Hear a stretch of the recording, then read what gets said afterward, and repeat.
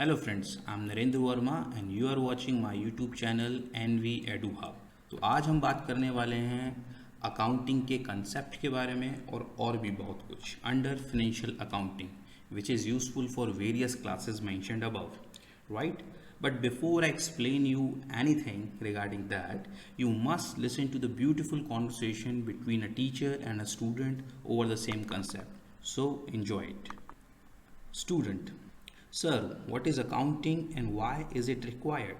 Teacher: Good questions, but first I will answer your second question and I would explain it through an example. Are you ready? Student: Sure, sir.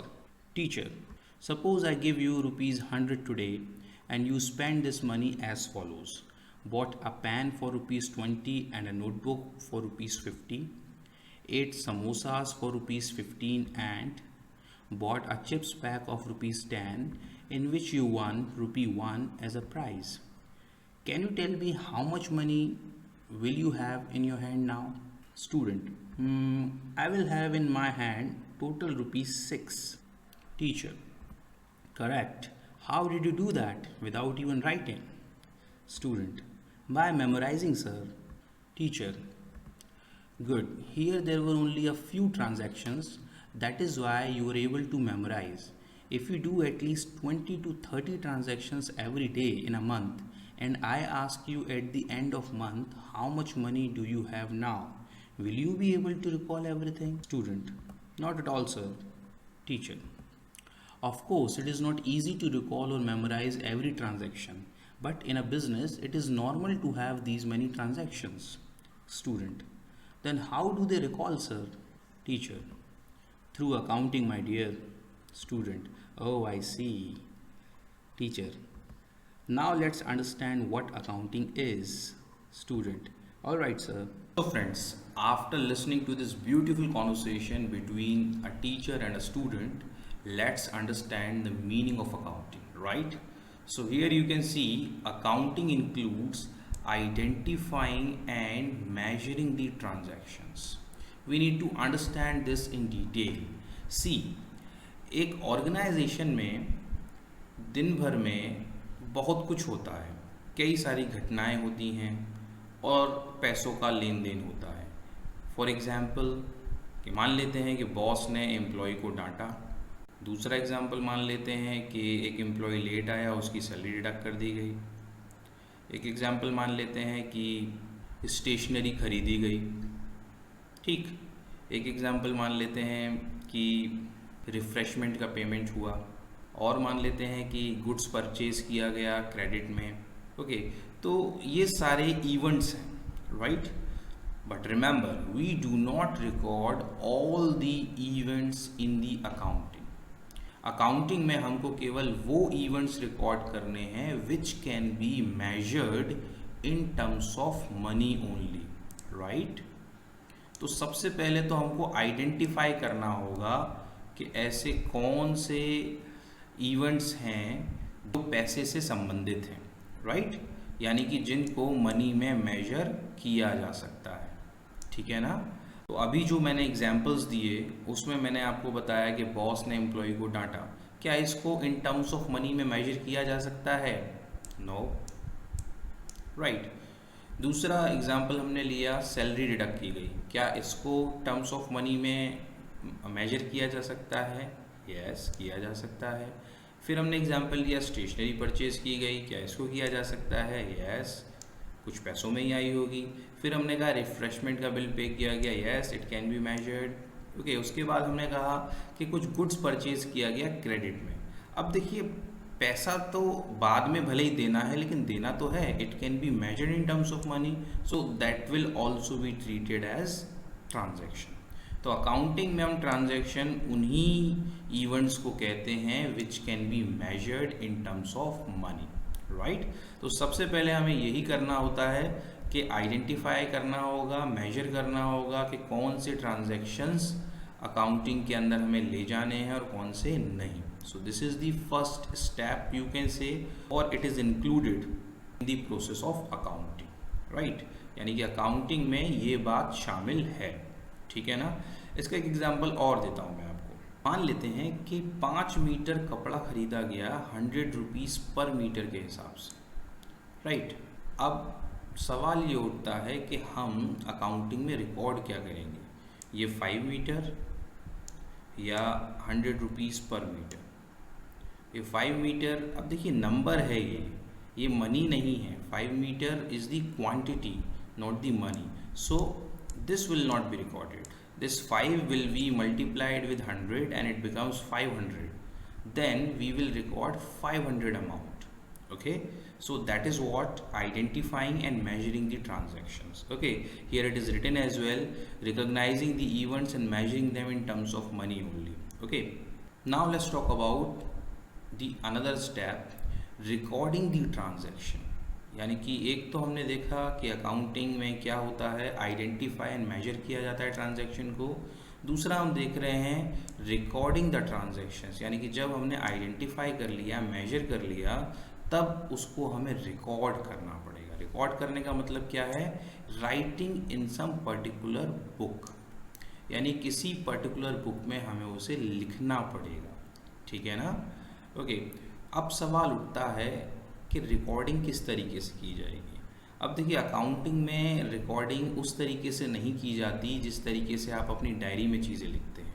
Okay, क्योंकि ये accounting है, यहाँ पर accountancy के principles work करते हैं, तो हमें उनको मद्देनज़र रखते हुए रिकॉर्डिंग करनी होती है ना।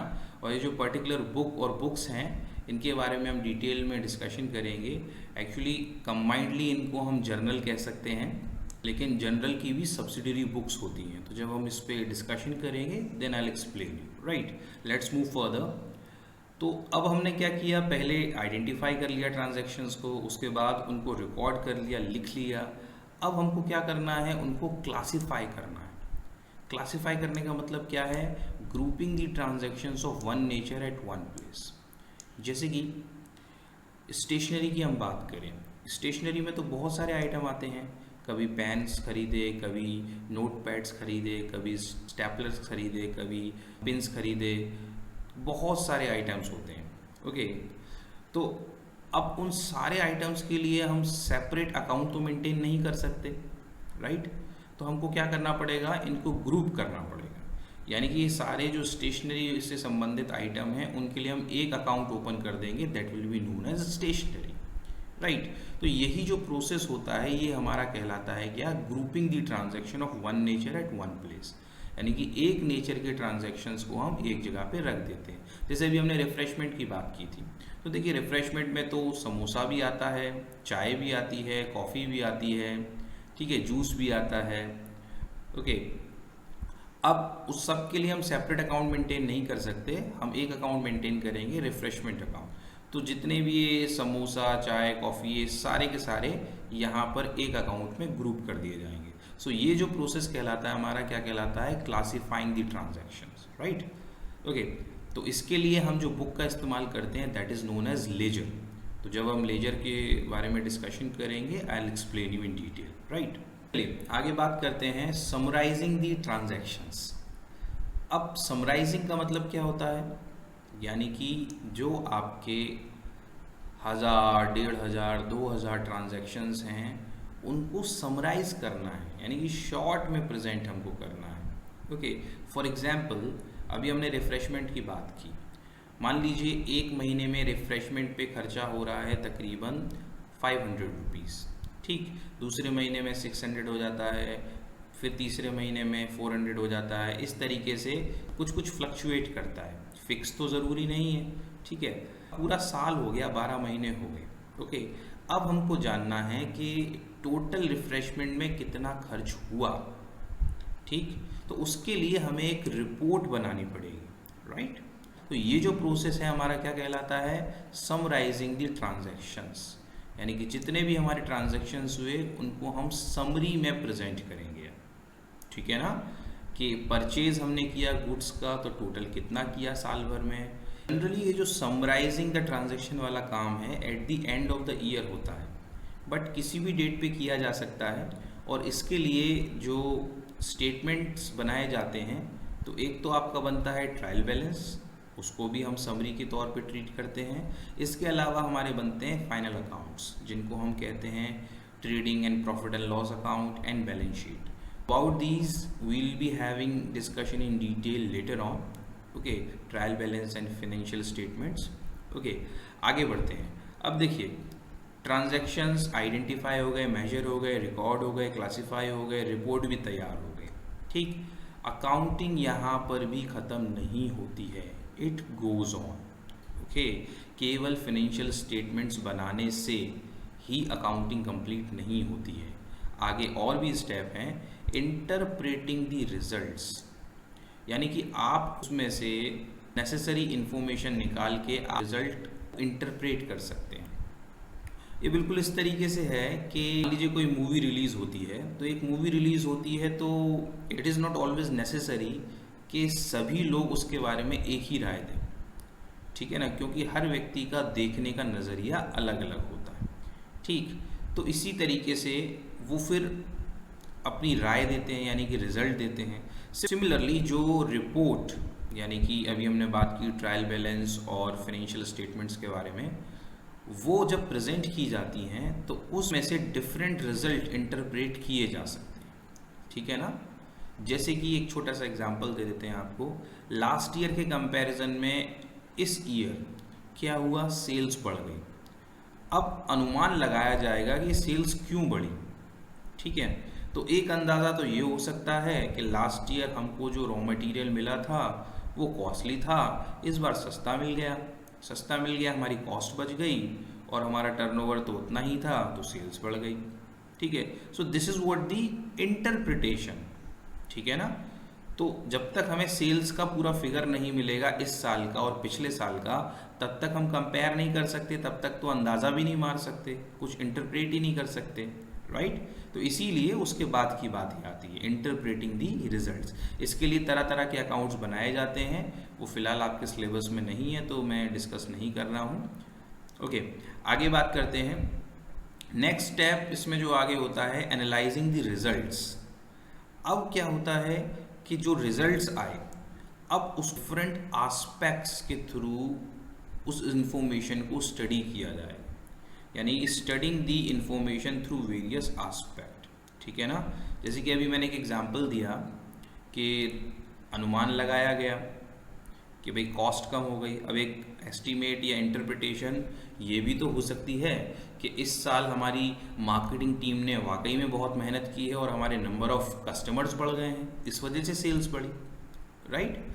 तो ये जो अलग अलग रिजल्ट्स निकले, ठीक है ना, जो हमने इंटरप्रेट किए, अब इनको एनालाइज करने का वक्त है, इनको अलग अलग चश्मे से देखने का वक्त है कि हाँ वाकई में क्या चीज़ रिस्पॉन्सिबल है इसके लिए, ठीक है ना।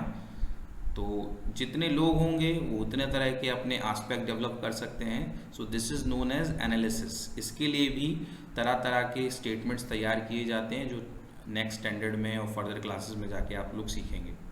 ओके, नेक्स्ट स्टेप आता है हमारा कम्युनिकेटिंग द रिजल्ट्स। अब क्या है, जो रिजल्ट्स तैयार हो गए, हमने इसकी एनालिसिस कर ली डिफरेंट एस्पेक्ट से, अब इसको हमें कम्युनिकेट करना होगा इसके अल्टीमेट यूज़र्स को। अल्टीमेट यूज़र्स कौन होते हैं? See there are various stakeholders in a firm. सबसे पहले तो स्टेक होल्डर्स होते हैं ओनर्स।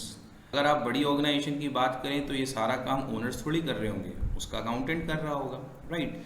तो उसका अकाउंटेंट दिखाएगा ना ओनर को कि भाई हमारा ये रिजल्ट है, तो ओनर को एक इन्फॉर्मेशन कम्युनिकेट की गई।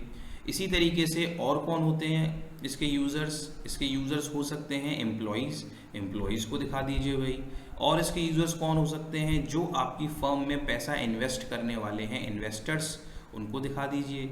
और कौन हो सकते हैं? जो आपके साथ बिजनेस डील करने वाले हैं, यानी कि क्रेडिटर्स, जिनसे आप माल उधारी पे लेते हैं, उनको दिखा दीजिए। और आपके अल्टीमेट कंज्यूमर, वो भी कहीं ना कहीं आपके स्टेक होल्डर्स हैं, तो उनको भी दिखा सकते हैं। तो जैसे जैसे कंपनी का साइज़ बढ़ता जाता है, वैसे वैसे ये चीज़ उनके लिए और ज़्यादा इम्पॉर्टेंट हो जाती है। और इसके यूज़र्स हो सकते हैं, मान लीजिए आपको कल को लोन के लिए अप्लाई करना है, तो आपको इन्फॉर्मेशन बैंक को भेजनी पड़ेगी, बैंक स्टेटमेंट मांगेगा आपसे, ठीक है ना।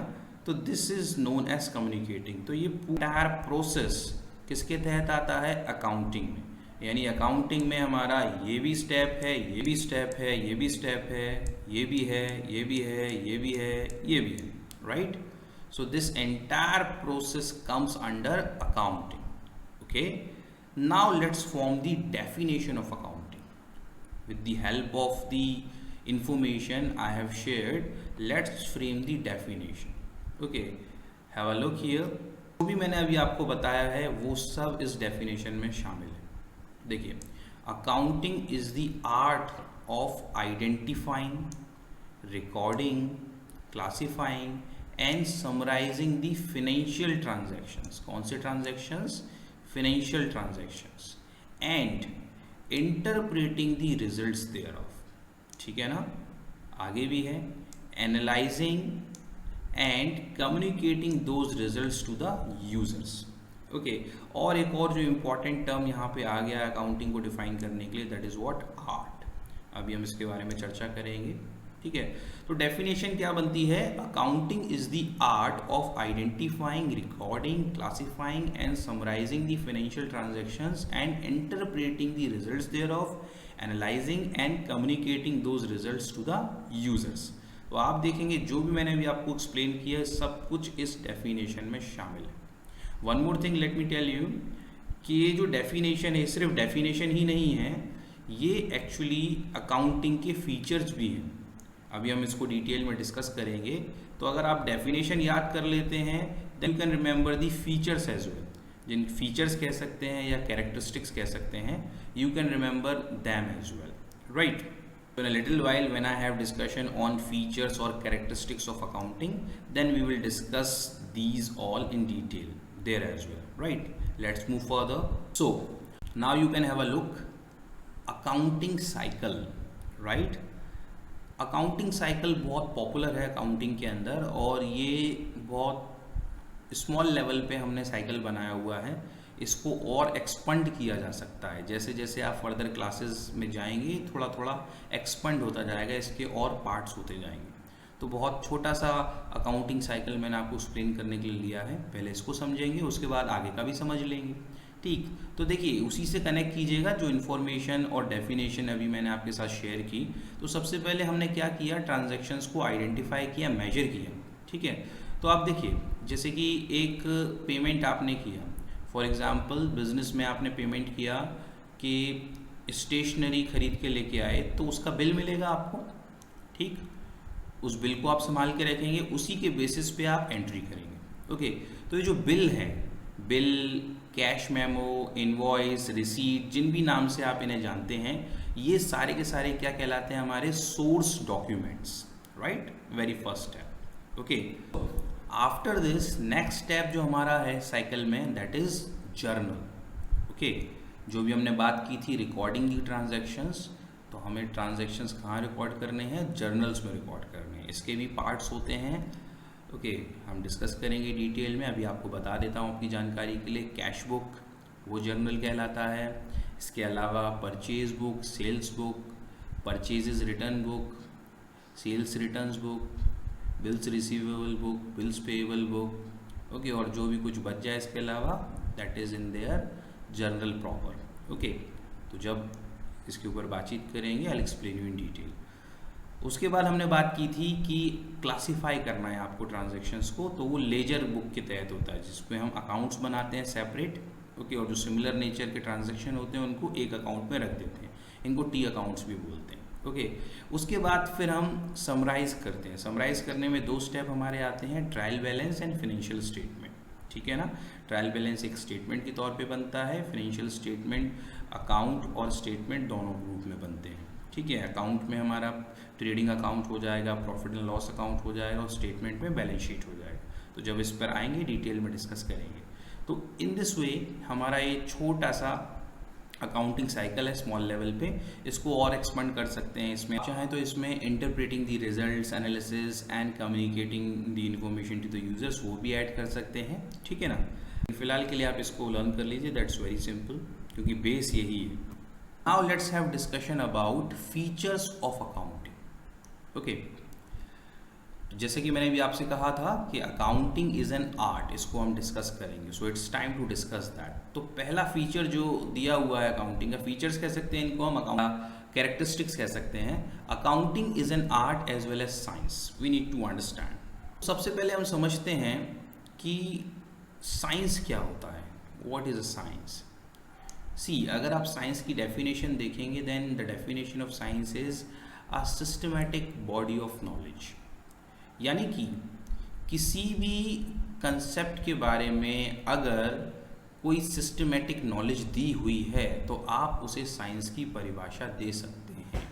यानी कि किसी भी चीज़ में अगर कोई कुछ स्टेप्स फॉलो किए जा रहे हैं, कोई सीक्वेंस फॉलो किया जा रहा है, कोई लॉजिक है, ओके, तो आप उसे साइंस की परिभाषा दे सकते हैं। उससे संबंधित कोई ग्रंथ अवेलेबल है जिसमें उसका प्रोसीजर बता रखा है, जिसके पीछे लॉजिक्स हैं, एक्सपेरिमेंट्स के बेसिस पे उसको प्रूफ किया गया है, ठीक है, तो उसको आप साइंस की परिभाषा में रख सकते हैं। तो अकाउंटिंग से संबंधित बुक है जिसमें प्रोसीजर लिखे गए हैं, रूल्स रेगुलेशंस बताए गए हैं और एक्सपेरिमेंट्स के बेस पे दिए गए हैं, that is known as accountancy. हम डिटेल में डिस्कस करेंगे इसके बारे में। तो हम कह सकते हैं कि accounting is a science, right. Now let's talk about and try to know whether accounting is an art or not. Art क्या है? आर्ट एक स्किल है, एक तरीका है किसी भी कार्य को एक अलग अपने ढंग में करना, ठीक। जैसे कि आपने देखा होगा, देयर आर टू डांसर, एक व्यक्ति बहुत अच्छा डांस कर लेता है और एक नहीं कर पाता है, जबकि दोनों ने डांस की जानकारी ली, सीखा, लेकिन इट इज़ अबाउट आर्ट, ठीक है ना। तो आर्ट मतलब कैसे डेवलप होती है आर्ट? कुछ तो नेचुरल होता है और कुछ प्रैक्टिस एंड एफर्ट से आता है। So proficiency in any field known as art, right, ठीक है ना। जैसे कि म्यूज़िक की बात करें तो म्यूज़िक तो बहुत लोग दे लेते हैं, लेकिन AR रहमान की म्यूज़िक की बात अलग है, ऐसा कहा जाता है, because music is an art. उसमें जितना चाहे आप उतनी क्रिएटिविटी लेके आ सकते हैं, ओके। इसी तरीके से अकाउंटिंग को भी हम आर्ट कह सकते हैं, ठीक है ना। सेम अकाउंटेंसी के नॉलेज रखने वाले दो अकाउंटेंट्स अलग अलग तरीके से अपने अकाउंट्स को मेंटेन कर सकते हैं, है ना। इसको आप इस तरीके से भी रख सकते हैं कि दो टीचर सेम सब्जेक्ट पढ़ाने वाले हैं, लेकिन दो अलग अलग तरीके से पढ़ा रहे हैं, क्योंकि उन्होंने डिफरेंट तरीके से चीज़ें प्रैक्टिस की हैं और आर्ट डेवलप की है। फाइन। सो अकाउंटिंग के अंदर एक फीचर होता है कि accounting is an art as well as science. I hope you must have understood this. Now let's move further. Identifying and measuring the transaction. See, I told you at the time of definition and information I was providing you that all these points which I am mentioning there in the definition as well as in the meaning, you are going to see in the features. The same points are given: identifying and measuring the transactions, recording the transactions, classifying the transactions, summarizing the transactions, interpreting the results, analyzing the results and communicating the results, right? Okay, तो यहाँ पे क्या होता है? Identifying, measuring the transaction. Already I explained you that all the events are not recorded in accounting, only the financial transactions are recorded. The events which can be measured in terms of money only, that are recorded in accounting. Okay, so this is done. This is the feature. Recording the transactions means after the identification and measuring process done, all the financial transactions are recorded in the books, and these books are known as journal and other subsidiary books. Okay, जिनके नाम अभी मैंने आपको बताए थे. Classifying the transactions means similar nature of accounts are put under the same head. उनके लिए एक सेपरेट अकाउंट मेंटेन किया जाता है, तो सेपरेट लेजर अकाउंट्स बनाए जाते हैं, ठीक है। सिमिलर नेचर वाले सेम ही हेड में डाल दिए जाते हैं। तो ये जो प्रोसेस कहलाता है आपका क्लासिफाइंग दी ट्रांजैक्शंस। नेक्स्ट, समराइजिंग दी ट्रांजैक्शंस। इसके लिए ट्रायल बैलेंस बनाया जाएगा। जो भी आप लेजर अकाउंट्स में तैयार करेंगे उनका टोटल करके बैलेंस निकाल के उस बैलेंस को एक जगह इकट्ठा कर देंगे सभी अकाउंट से, ठीक है ना। जैसे कि परचेज का बैलेंस अलग हुआ, सेल्स का अलग हुआ, डेटर्स का अलग हुआ, क्रेडिटर्स का अलग हुआ, रिफ्रेशमेंट का अलग हुआ, स्टेशनरी का अलग हुआ, एक्सेट्रा। तो वो सारे हम एक जगह पे एक टोटल अमाउंट के साथ रख देंगे। जो बैलेंस बचा हुआ है, हाँ, या तो हमें लेना है या हमें देना है, दो ही बातें होती हैं अकाउंटेंसी के अंदर, ठीक है, या तो लेना है या देना है, ठीक। तो वो जो मेंशन करेंगी वो हमारा ट्रायल बैलेंस कहलाएगा। उसी के बेसिस पे हम फाइनेंशियल स्टेटमेंट बनाते हैं, ठीक है। तो वो सब समराइजिंग प्रोसेस में आ गया, फाइन। उसी से हम प्रॉफिट एंड लॉस का डिटर्मिनेशन करेंगे, ठीक है ना। ये जो हम समराइज करते हैं इसी के बेसिस पे हम इंटरप्रेट करेंगे कि हमें प्रॉफिट हुआ या लॉस हुआ, ठीक है। तो इंटरप्रेटिंग द रिजल्ट्स आ गया, हमारी फाइनेंशियल पोजीशन क्या है ये हमें इंटरप्रेट करना है, ओके। फिर एनालाइज करना है, डिफरेंट एस्पेक्ट से हमको स्टडी करना है हर एक पॉइंट को, ठीक है ना। उसके लिए भी सेपरेट अकाउंट्स बनाए जाते हैं, फाइन।